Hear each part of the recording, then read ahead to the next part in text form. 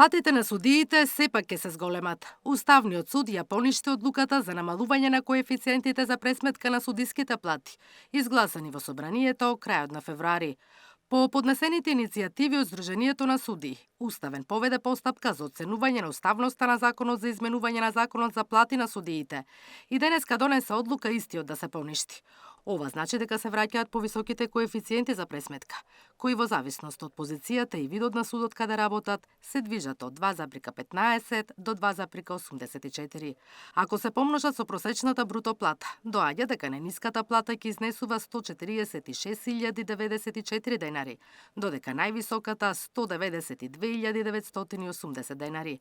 Зголемувањето кај најниската е нешто на 200 евра, а кај највисоката 276 евра бруто.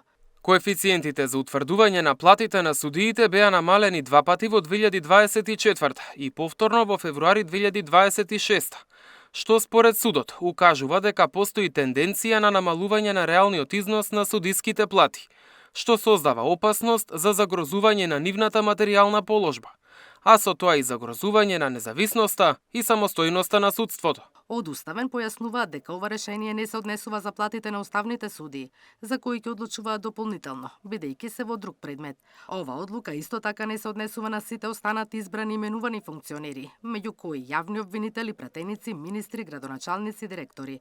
Коефициентите на сите се спуштија преку пакет од 6 закони, изгласани крајот на февруари во собранието. Наташа Мерсовска, Сител телевизија.